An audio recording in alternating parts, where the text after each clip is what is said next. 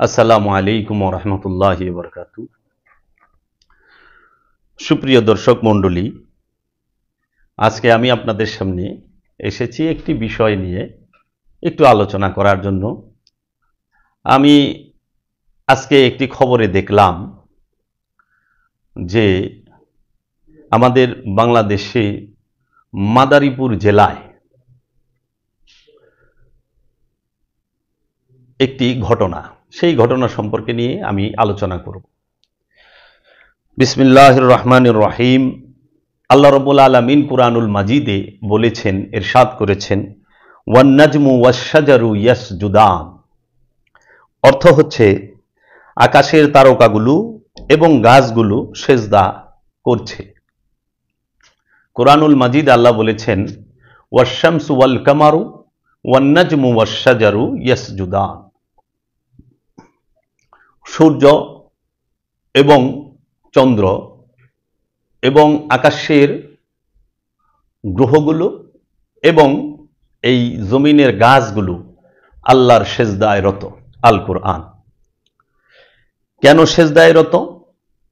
কারণ এই পৃথিবীর বুকে যাহা কিছু আছে, গাছপালা, তরুলতা, সাগর, পাহাড়, পর্বত, নদ নদী, পশু পাখি, ভেড়া বকরি, যাহা কিছু আছে, শুধু জিন আর ইনসান ছাড়া, মানুষ এবং জিন ছাড়া এই পৃথিবীর বুকে এবং আকাশে স্থলচর এবং জলচর যত প্রাণী আছে, যাহা কিছু আছে, সমস্ত কিছুই এই জিন ইনসান ছাড়া অন্য সমস্ত কিছুই আল্লাহর সেজদায় রত, ইচ্ছায় অনিচ্ছায়। তৌহিদ রাজ্যে অবস্থান করে, তারা তৌহিদবাসী। আমার আফসোস লাগলো যে আমি আজকে খবরে দেখলাম, বিশেষ করে বেশ কিছু টিভি চ্যানেলে এবং সংবাদপত্রে একটি খবর দেখলাম। সেটি হলো বাংলাদেশের মাদারীপুর জেলায় একদল তৌহিদি জনতা নামে কট্টর ধর্মান্ধ মৌলবাদীর লোক, ওহাবি মন মানসিকতার, ওহাবি মতাদর্শের লোক, তাহারা একটি বট ও বৃক্ষ, বট গাছ, সেটিকে কেটে ফেলতেছে শিরকের দোহাই দিয়ে। শিরকের দোহাই দিয়ে কাটা হচ্ছে যে সেজদায় রত তাকে। আল্লাহ বলছেন সমস্ত গাছগুলো আল্লাহর সেজদায় রত। One নাজমু wash শাজারু ইয়াসজুদান। শাজারা মানে গাছ, শাজার মানে গাছ। গাছগুলো আল্লাহ রব্বুল আলামিনের সেজদায় রত, তৌহিদে বাস করে। সেই সেজদায় রত গাছকে শিরকের দোহাই দিয়ে একদল ধর্মান্ধ কেটে ফেলল। এখন তাহারা গাছের মধ্যে শিরক খুঁজতেছে, মাছের মধ্যে শিরক খুঁজতেছে, নদী নালা, পাহাড় পর্বত, ঝর্ণা, এই সমস্ত কিছুর ভিতরে শিরক খুঁজে।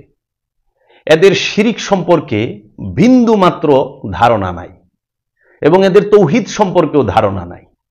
এটা সম্পূর্ণ অজ্ঞতার কারণে, মূর্খতার কারণে, বর্বরতার কারণে হয়েছে, যেটা আমাদের সমাজে কাম্য নয়।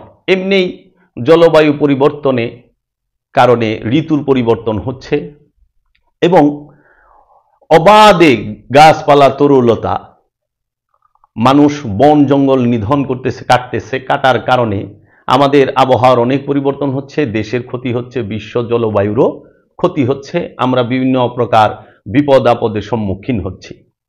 এই নিয়ে যদি প্রতিবাদ না করা হয়, তাহলে আমাদের দেশের এই ধর্মান্ধ, এই যারা জ্ঞানহীন শিরক সম্পর্কে এবং তৌহিদ সম্পর্কে, তারা এই দেশের যত বট বৃক্ষ আছে সবই একটা একটা করে কাটা শুরু করবে। এটা তো শিরক নয়, এটা হলো প্রতিহিংসা। প্রতিহিংসা।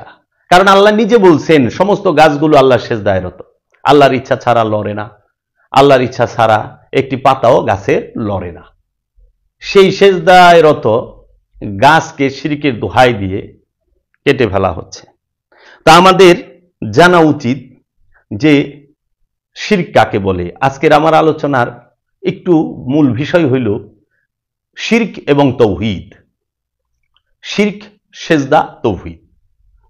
তো প্রথমে যেহেতু শিরকের দোহাই দিয়ে তৌহিদবাসীকে নিধন করা হচ্ছে, শিরকের দোহাই দিয়ে তৌহিদকে হত্যা করা হচ্ছে, তৌহিদবাসীকে হত্যা করা হচ্ছে, কারণ গাছগুলো তৌহিদে অবস্থান করে, আল্লাহ সেজদায় রত, তাদেরকে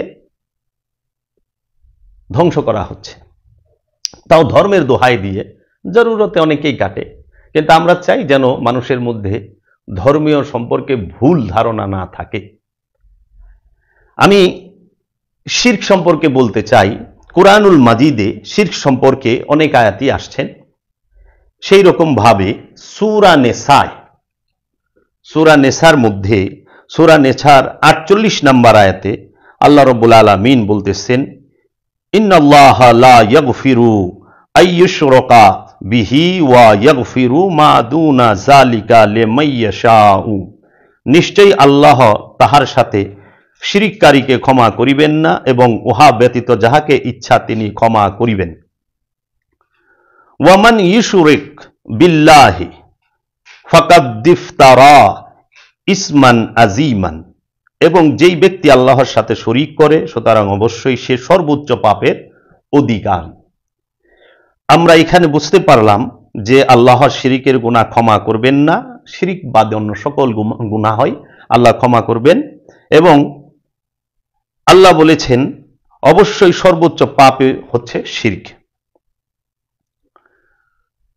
এখন এইখানে বলা যায় যে শিরক কাকে বলে, শিরক কোথায় অবস্থান করে, শিরকের অবস্থান কোথায় এবং শিরক কাকে বলে।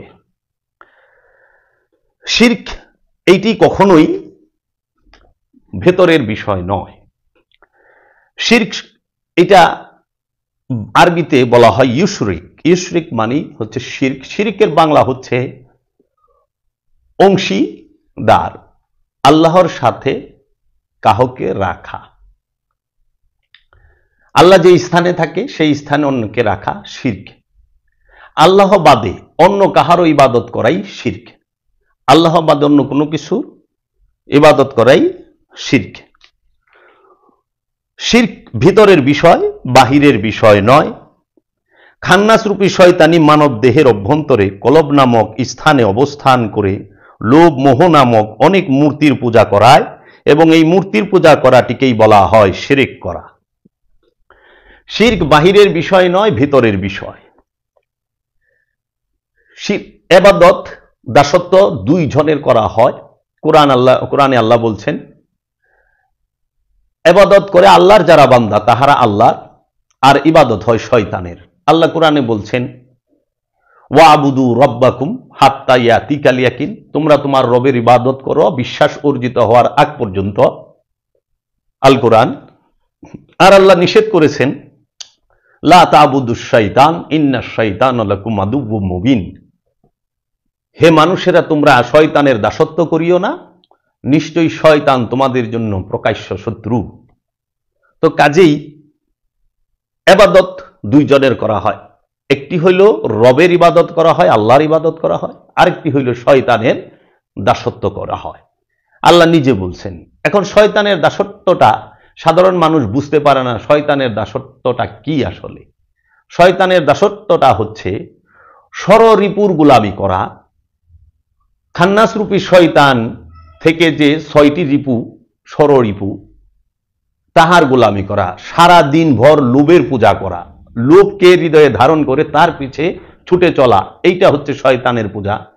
অহংকারের পূজা করা, সারা দিন শয়তানের কুমন্ত্রণায় অহংকার করা, অহংকার করে বেড়ানো, সেটা হতে পারে ক্ষমতার অহংকার, বিদ্যার অহংকার, সম্পদের অহংকার, রূপের অহংকার। এই অহংকারের পূজা করাটাই হচ্ছে শয়তানের পূজা করা। ক্ষমতার পূজা করাটাই হচ্ছে শয়তানের পূজা করা। শক্তির পূজা করাই হচ্ছে শয়তানের পূজা করা। সম্পদের পূজা করাই হচ্ছে শয়তানের পূজা করা। কারণ এই সমস্ত পূজাগুলো করাই হয় লোভ মোহের কারণে। আল্লাহ বলছেন, তুমি ক্ষমতার পূজা করো না, তুমি ক্ষমতার দাসত্ব করো না, তুমি আল্লাহ এবং আল্লাহর রসুলকে অনুসরণ করো। তুমি লোভের পূজা করো না, তুমি আল্লাহ রসুলের অনুসরণ করো, দাসত্ব করো। তুমি অহংকারের পূজা করো না, কাম ক্রোধের পূজা কইরো না, মোহের পূজা কইরো না। তুমি আল্লাহ এবং আল্লাহর রসুলের অনুসরণ করো, আল্লাহ এবং আল্লাহর রসুলের দাসত্ব করো। এখন আমাদের সমাজে শিরক সম্পর্কে ধারণা নাই বিদায় মানুষ শিরকের দোহাই দিয়ে তৌহিদ অবস্থান করে যে বৃক্ষ, সেই গাছকে তারা শিরকের অপবাদ দিয়ে, শিরকের দোহাই দিয়ে কর্তন করছে। আসলে বাহিরে শিরক থাকে না।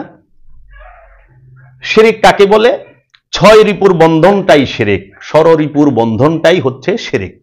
এই শিরক নিজের ভেতরে অবস্থান করে, বাহিরে তৌহিদ আর তৌহিদ, বাহিরে তৌহিদ আর তৌহিদ। বাহিরে শিরকের কোনো অবস্থান নাই। এই শিরকের গোদামটি হলো আপন নফসের অভ্যন্তরে খান্নাস রূপী শয়তানটি।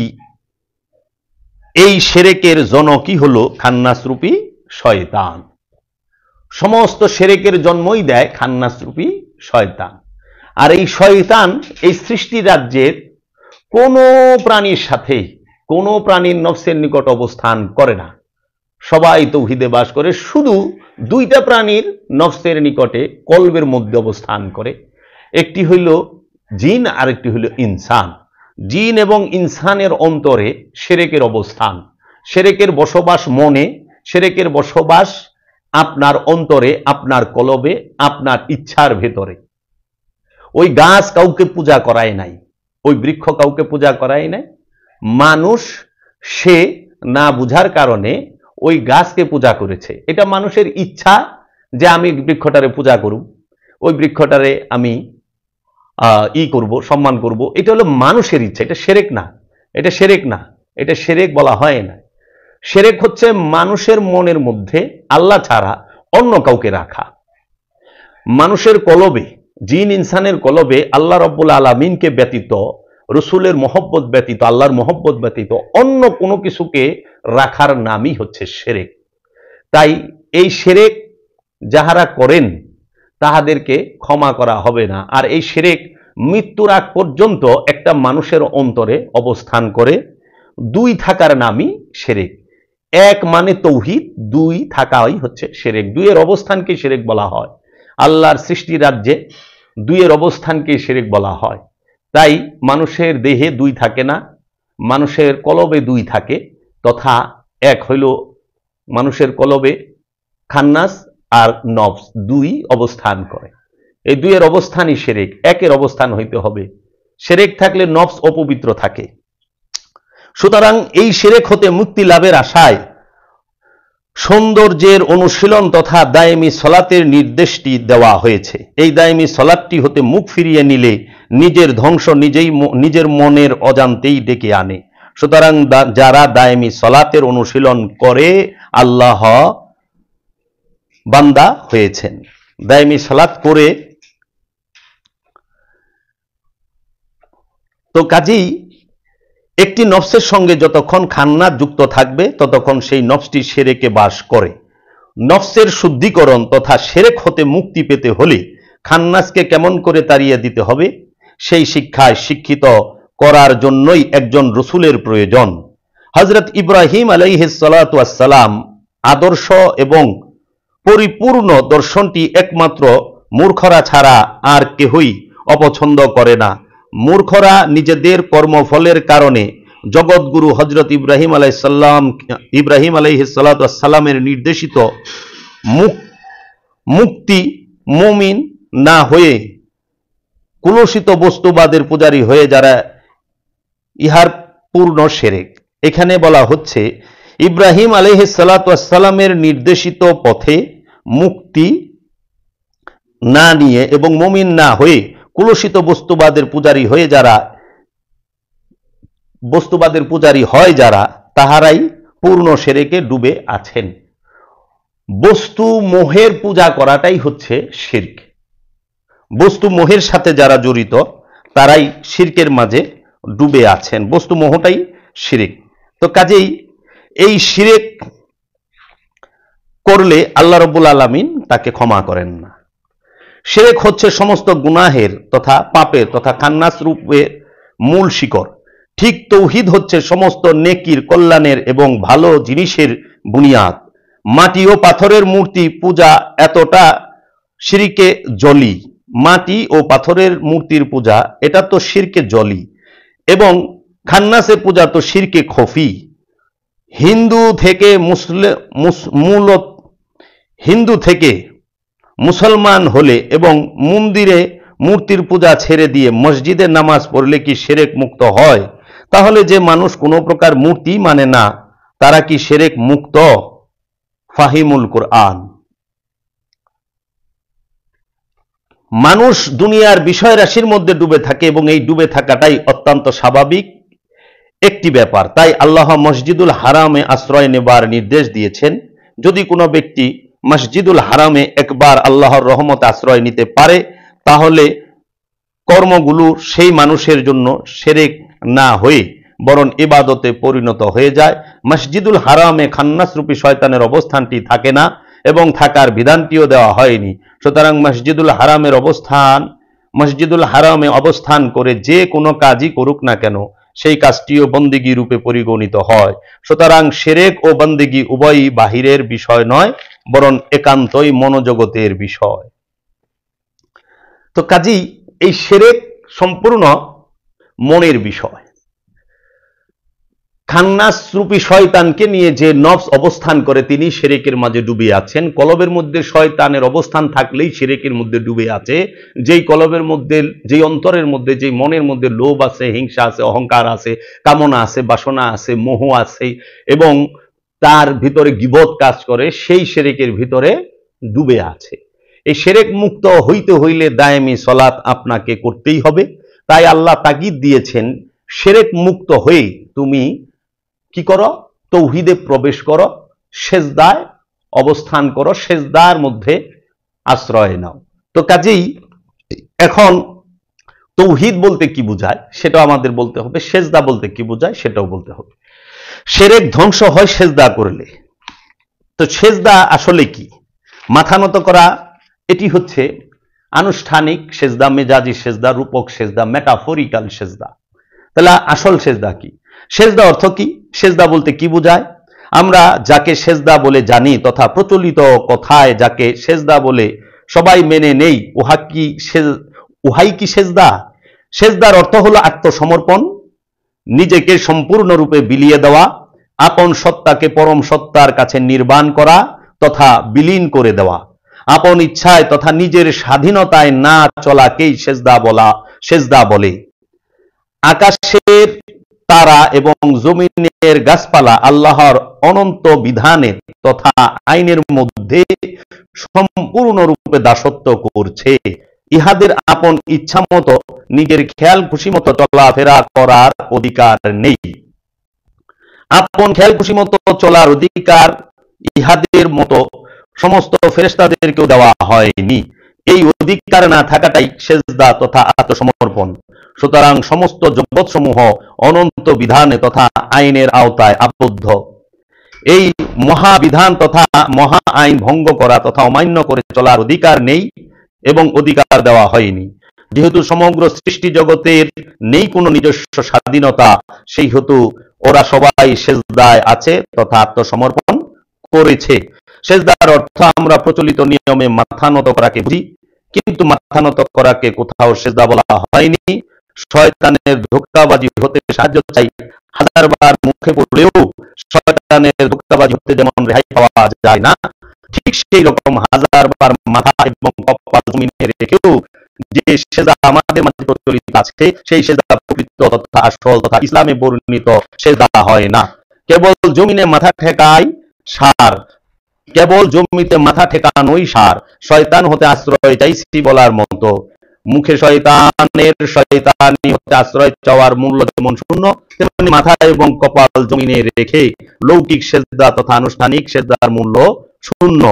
মাথা নত করাটাকেই যদি সেজদা বলে ধরে নেই, তবে গাছপালা কেমন করে মাথা নত করে সেজদা করে? চাঁদ, সূরজ আর তারা কেমন করে করবে সেজদা? অথচ এরা সবাই আল্লাহকে সেজদা করছে বলে ইসলাম স্পষ্ট ঘোষণা করেছে। তবে এটা সত্যি যে আসল সেজদাকে ধর্ম বিধানের প্রয়োগ পদ্ধতিতে পরিচয় করিয়ে দেবার জন্য আনুষ্ঠানিক সেজদার প্রচলন করা হয়েছে এবং লৌকিক সেজদার প্রয়োজন আছে, যাতে মানুষ তার সত্তাকে সম্পূর্ণ আল্লাহর কাছে বিলীন করে দিতে পারে। তাই প্রাথমিক শিক্ষা দেবার কৌশলী সেজদা হলো মাথা নত করা। কারণ মাথা ঠিকই নত করে দিলাম লৌকিক সেজদার মতো, অথচ মনটি সেখান হতে দূরে সরিয়ে রাখলাম, তাতে কি সেজদা হবে? তাই মনটাই সেজদার মূল অংশ, মাথাটা নত করা সেজদার গৌণ অংশ। তাই আচার যখন তার মূল উদ্দেশ্য লক্ষ্য হারিয়ে ফেলে, তখন সেই আচারই অনাচারের রূপ ধরে সমাজের প্রকৃত রূপটিকে ঝাঁঝরা করে দেয়। কেবলমাত্র মাথা নত করলেই উহার অর্থ এবং মূল্য কতটুকু থাকে তা আপনারাই বিচার করে দেখেন। এই হলো বাবা জাহাঙ্গীরের লিখিত শরীয়তি সেজদা এবং মারিফতি সেজদার কিতাব থেকে আমি একটু আপনাদেরকে পড়ে জানালাম যে সেজদার মূল বিষয়টা কি। তাহলে আল্লাহ যেখানে বলতেছেন নাজমু ওয়াশ-শাজারু ইয়াসজুদান, সমগ্র গ্রহগুলো এবং বৃক্ষগুলো আল্লাহ সেজদায় রত, সেই সেজদায় রত বৃক্ষকে শিরকের নামে কেটে ফেলা কি এটা জুলুম নয়? এটা কোরআন বিরোধী নয়? তাহলে তারা গাছে মাছে শিরক দেখতেছেন, অথচ শিরক বাস করে যে গাছ কাটতেছে মৌলবী তার অন্তরে। যে মৌলবী শিরকের দোহাই দিয়ে গাছ বৃক্ষটি বটগাছটি কাটতেছেন, সেই মৌলবীর অন্তরে শিরকের অবস্থান। কারণ শয়তান থাকার কারণেই তিনি তৌহিদ রাজ্যের অবস্থানকারী বৃক্ষের সেজদাটি বুঝতে পারে নাই। তিনি মনে করেছেন ওই বৃক্ষ সামনে যদি কেউ যায় ভক্তি শ্রদ্ধা করে শিরক হয়ে গেল। শিরক থাকে ওই ব্যক্তির মনে, বৃক্ষের নিচ্ছে না। কারণ এই বৃক্ষ আমাদের অক্সিজেন দিচ্ছে, ছায়া দিচ্ছে, ফল ফুল দিচ্ছে, এবং এই বৃক্ষের নিচে এবং বৃক্ষের উপরে বৃক্ষের মধ্যে শুধু যে মানুষই ছায়া পায় তা না, বহু পাখি এবং পশুরা এর ছায়ার মধ্যে এবং এই বৃক্ষের মধ্যে অবস্থান করে, এবং এই বৃক্ষের ফল থেকে অনেক পশু পাখি খাদ্য আহরণ করেন এবং সে প্রকৃতির ভারসাম্যকে রক্ষা করে। তাই আমরা নিজের অন্তরে থাকা লোভ মোহকে যেন ওই করাতের দিয়ে কাটার মতো ঘষে ঘষে কর্তন করতে পারি। লোভ মোহ, হিংসা, অহংকার, কামনা বাসনা, শক্তির পূজা, ক্ষমতার পূজা এবং আমরা সম্পদের পূজা যেন ছাড়তে পারি। এইটাকে যেন ওই যে বৃক্ষগুলোকে কাটতেছে যে মৌলবী সাহেবরা এই করা দিয়ে এরকম কাটতে পারি অন্তরের লোভ মোহকে। বৃক্ষকে কাটলে শিরক মুক্ত হবে না। এখন যারা গাছটি কাটছেন তাদের যদি জিজ্ঞেস করি আপনারা তাহলে শিরক কেটে ফেললেন, বাংলাদেশ থেকে কি শিরক শেষ? যেই দেশে কোনো মূর্তি নাই সেই দেশে কি শিরক মুক্ত? যেই দেশে কোনো বটগাছ নাই সেই দেশ কি শিরক মুক্ত? ইসরায়েলে তো মূর্তি নাই, ইসরায়েলে বটগাছও নাই, ইসরায়েল কি শিরক মুক্ত? একটু উত্তরটা দিবেন। আপনারা কোন রাজ্যে কোন জায়গায় বসবাস করেন? এই বিংশ শতাব্দীতে বিজ্ঞানের যুগে, সায়েন্স টেকনোলজির যুগে এইরকম অজ্ঞেয়বাদ, মূর্খতা আমরা সমাজে দেখতে হয়।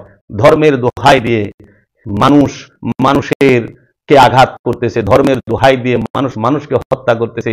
এখন ধর্মের দোহাই দিয়ে, শিরকের দোহাই দিয়ে গাছও রেহাই পায় না, মাছও রেহাই পায় না। এই কোন আজব দুনিয়ায় আল্লাহ বাস করি, মাথায় ধরতে চায় না যে শিরক কি, এইটাই বুঝলো না। শয়তানকে সঙ্গে নিয়ে কলবে নিয়ে অবস্থান করাই শিরক। শিরকের অবস্থান একমাত্র জিন আর ইনসানের অন্তরে। আর শিরক হইতে মুক্ত হইতে হইলে আল্লাহ রাসূলের কাছে বায়াত হয়ে আল্লাহ রাসূলের শিক্ষা অনুযায়ী দায়মি সালাত করে, সিয়াম করে, কুরবানি করে, যাকাত দিয়ে, হজ করে শিরক মুক্ত হইতে হয়। শিরক মুক্ত হইতে হয় দায়মি সালাতের মাধ্যমে। আল্লাহ রাসূলের সাথে সর্বক্ষণ সংযোগ যোগাযোগ প্রচেষ্টায় লিপ্ত থেকে নিজের মধ্যে থাকা নফসের সাথে মিশে থাকা খান্নাস রূপী শয়তান হতে মুক্ত হয়ে তৌহিদ রাজ্যে প্রবেশ করতে হয়। আর যাদের সাথে শয়তান আছে, যাদের নফসের সাথে, তাদের জন্য জান্নাত জাহান্নাম এবং ভালো মন্দ অবস্থান করে।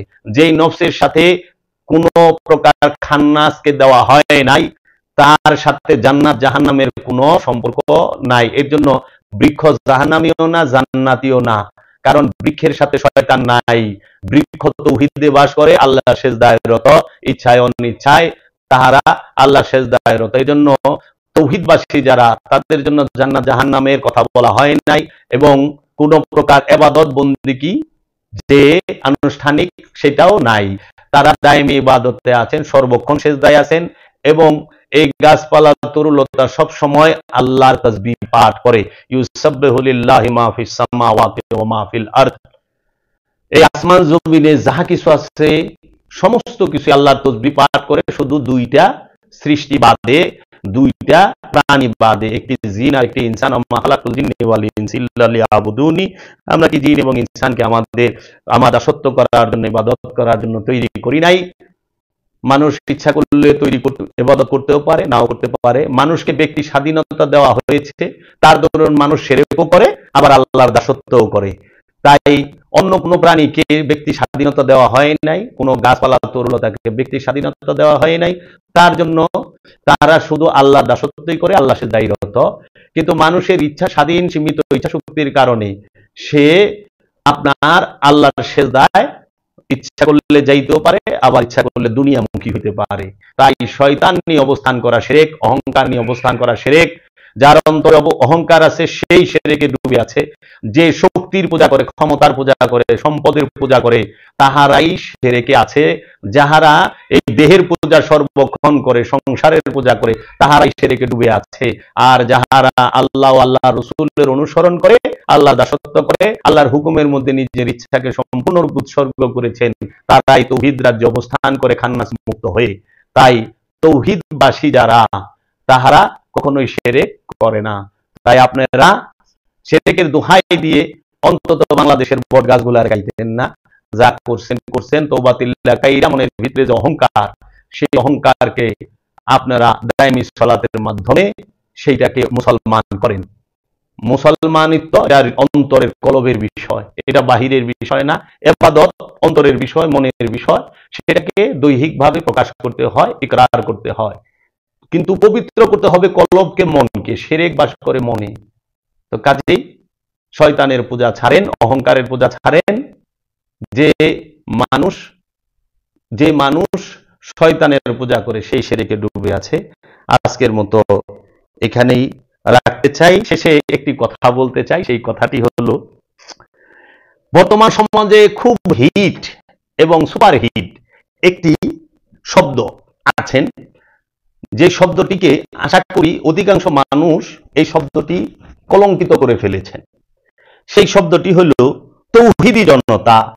তৌহিদি জনতা নিয়ে একটু আলোচনা। তৌহিদি জনতা কখনোই হয় না, জনতা কখনো তৌহিদি হয় না। তাই বলতে চাই, তৌহিদ শব্দের অর্থ কি? তৌহিদ শব্দের অর্থ একত্ববাদ। আল্লাহর রাজ্যকেই তৌহিদ বলা হয়। আল্লাহর রাজ্যকে বলা হয় তৌহিদ। যেই রাজ্যে শুধু আল্লাহই আছেন আর কেউই নাই, যেই রাজ্যটি আল্লাহময় হয়ে আছেন, যে রাজ্যটি আল্লাহর মধ্যে অবস্থান করে, যাহা কিছু আল্লাহর মধ্যে অবস্থান করে এবং যাহা কিছুর মধ্যে শুধু আল্লাহই অবস্থান করেন, তাকেই তৌহিদ রাজ্য বলা হয়। জিন এবং ইনসান এরা কেউ তৌহিদ রাজ্যে বসবাস করে না। তৌহিদ রাজ্যে বসবাস করে মুমিনগণ। মুমিন ব্যতীত আমানু তৌহিদ রাজ্যে বাস করে না। মুমিন ছাড়া আর অন্য কেউ, এমনকি আমানু তৌহিদ রাজ্যে বাস করে না। তৌহিদ রাজ্যে কামনা বাসনা তথা শয়তানের প্রবেশ হারাম। তৌহিদ রাজ্যে কামনা বাসনা এবং শয়তানের প্রবেশ হারাম। তাই যারা ক্ষমতার পূজা করেন, অহংকারের পূজা করেন, শক্তির পূজা করেন, সম্পদের পূজা করেন, তাহারা ক্ষমতায় যাওয়ার জন্য যখন তৌহিদি জনতা নামে স্লোগান দেন, তারা সম্পূর্ণরূপে কোরআন বিরোধী কথাই বলেন। কারণ জনতা কখনো তৌহিদে বাস করে না। তৌহিদে বাস করে খান্নাস মুক্ত, শয়তান মুক্ত মহাপুরুষ মুমিনগণ, আল্লাহর মুমিন বান্দারা। তৌহিদ রাজ্যে কামনা বাসনা তথা শয়তানের প্রবেশ হারাম। সুতরাং খান্নাস রূপী শয়তান মুক্ত স্থানকে বলা হয় তৌহিদ রাজ্য। আমাদের সমাজে অনেকে ভুলবশত বলে থাকেন তৌহিদি জনতা। জনতা কখনো তৌহিদি হতে পারে না। আমাদের সমাজে অনেকে ভুলবশত বলে থাকেন তৌহিদি জনতা। জনতা কখনো তৌহিদি হতে পারে না, কারণ জনতার সাথে খান্নাস রূপী শয়তান অবস্থান করে। তাই তৌহিদ রাজ্যে জনতা থাকে না। তৌহিদ রাজ্যে অবস্থান করে মুমিন, আল্লাহর দাস, আল্লাহর নবী, আল্লাহর রসুলগণ তৌহিদ রাজ্য পরিচালনা করেন। এক মুমিন আরেক মুমিনের ভাই কেন বলা হয়েছে? কোরআনে কেন বলা হলো না যে এক মুমিন আরেক মুমিনকে পিতা, এক মুমিন আরেক মুমিনকে আত্মীয় কেন বলা হলো না? এক নবী আরেক নবীর পিতা, এক রসুল আরেক রসুলের পিতা, এক অলি আরেক অলির পিতা কেন বলা হলো না নবীগণ রসুলের পিতা? কি নবীগণ রসুলের পিতা কি এর পিছনে রহস্য? মুমিন আরেক মুমিনের ভাই, মুমিন আরেক মুমিনের ভাই, এক মুমিন আরেক মুমিনের ভাই, তার কারণ হচ্ছে নবীগণের স্ত্রী মুমিনগণের মাতা, নবীগণের স্ত্রী মুমিনগণের মাতা, তাহলে নবী হচ্ছে মুমিনগণের পিতা। নবীর নূরে নূরময় যিনি, নবীর গুণে গুণী যিনি, তাহাকে বলা হয় মুমিন। এজন্য নবীর নূর থেকে যাদের জন্ম হয় সবাই মুমিন, আর এই সমস্ত মুমিনকে বলা হয়েছে এক মুমিন আরেক মুমিনের ভাই। এক মুমিন কখনো আরেক মুমিনের পিতা হয় না। কোরআন বলেনি এই কথা। যে বস্তু এবং যে ব্যক্তি যখনই শিরক মুক্ত হয় তখনই এসে তৌহিদে প্রবেশ করে। তৌহিদ রাজ্যে কোনো মাতা পিতা আত্মীয় স্বজন ভাই বোন কোনো প্রকার সম্পর্ক থাকে না, শুধু থাকে একটি সম্পর্ক, সেটি হলো সেবা, গোলামি, সৃষ্টির উপকার, সৃষ্টির সেবা, নিজের জীবনকে উৎসর্গ করে অন্যের সেবা করা। এটাই তৌহিদ রাজ্যের নীতি, এটাই তৌহিদ রাজ্যের ধারা। ভাই বোন মা বাবা নাই কোনো গাছপালা তরুলতার কাছে, ভাই বোন মা বাবা নাই এমনকি স্থলচর জলচর এবং আকাশচর যত প্রাণী আছে কাহারও মধ্যে ব্লাড রিলেশন এবং কোন রিশতা থাকে না, শুধু একটাই সম্পর্ক থাকে, তারা আল্লাহর কাছে সমর্পিত সেজদারত। এই সম্পর্কে আরো চিন্তা করার অনুরোধ রইল। কালামে ডক্টর কালান্দার বাবা জাহাঙ্গীর বা ইমান আল শরীফি আনহু। তৌহিদ কাকে বলে? তৌহিদ শব্দের অর্থ কি? তৌহিদ শব্দের অর্থ হচ্ছে একত্ববাদ।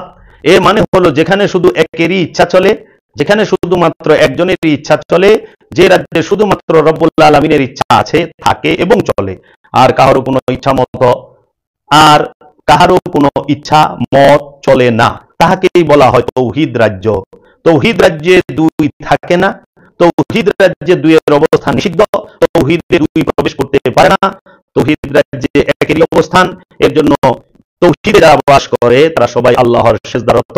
এই আল্লাহর সেজদারত এর মানে হচ্ছে সম্পূর্ণ আল্লাহর ইচ্ছায় উঠা বসা, চলাফেরা, খাওয়া দাওয়া, জন্ম মৃত্যু সবই করে থাকেন। মাথা নত করা কখনোই সেজদা নয়, এটা মেজাজি। আসল সেজদা হচ্ছে আল্লাহর ইচ্ছায় উঠা বসা, চলাফেরা এবং জীবন যাপন করা, তাকেই বলা হয় হাকিকি সেজদা। এই হাকিকি সেজদা করতে হবে। তাই আমরা বলি, যারা বলে থাকেন যে তৌহিদি জনতা, এই শব্দটি মূলত ভুল। জনতা তৌহিদি হয় না, একমাত্র মুমিনগণ তৌহিদে বাস করে। জনতার মধ্যে লোভ মোহ হিংসা কামনা বাসনা, ক্ষমতার পূজা, শক্তির পূজা, সম্পদের পূজা থাকে। জনতাই এই ক্ষমতার পূজা, শক্তির পূজা, সম্পদের পূজা করার কারণে একে অপরকে হত্যা করে, একে অপরের হক মেরে খায়, একে অপরকে হেয় করতে ব্যস্ত, বিপদ করতে ব্যস্ত। তাই জনতা কখনোই তৌহিদি হয় না। এই তৌহিদি জনতা বলাটা সম্পূর্ণ ভুল একটি তথ্য। তাই আমরা যেন ভুল না করি, সত্য এবং সঠিক বিষয় জানার চেষ্টা করি। আমরা আমাদের নিজেদের নফসকে উন্নত করি, নিজেদের নফসকে খান্নাসরূপী শয়তান মুক্ত করে আল্লাহ তৌহিদ রাজ্যে আল্লাহর ইচ্ছা মতো আমরা আল্লাহর বিধান মতো আমরা চলি। তাই জোর করে তৌহিদ রাজ্যে প্রবেশ করা যায় না। তৌহিদ রাজ্যে যদি কেউ প্রবেশ করে সেটা মহব্বতের মাধ্যমে, আল্লাহর ইশকে, আল্লাহর মহব্বতে আত্মহতি দিতে হয় আল্লাহর ইচ্ছার কাছে, রাসূলের ইচ্ছার কাছে, তাহলেই এই তৌহিদ রাজ্যে প্রবেশ করা যায়। আমি এই কথাগুলো বললাম আপনাদের কাছে আমার মুর্শিদ কালান্দার বাবা জাহাঙ্গীরের দয়ায় এবং তাহার মহাপবিত্র বাণী মুবারক থেকে।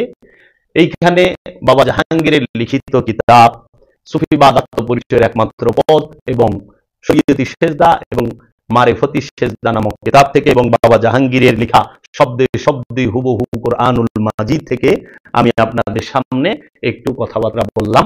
আপনাদের প্রতি অনুরোধ রইল, আপনারা বাবা জাহাঙ্গীরের লিখিত 28টি কিতাব আছে, কোরআনের হুবহু অনুবাদ আছে। যদি শিরক তৌহিদ সেজদা সম্পর্কে বুঝতে চান, জানতে চান, আপনারা এই কিতাবগুলো পাঠ করতে পারেন। আমি এখানেই রাখলাম। আসসালামু